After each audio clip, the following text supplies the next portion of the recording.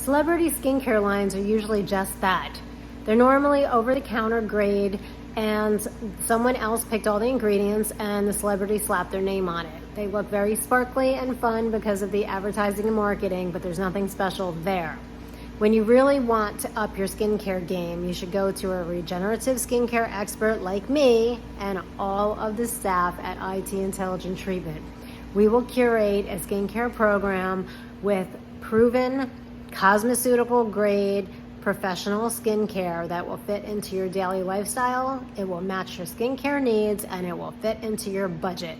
You won't have any of the wasted time, wasted money, or bad skin that can happen.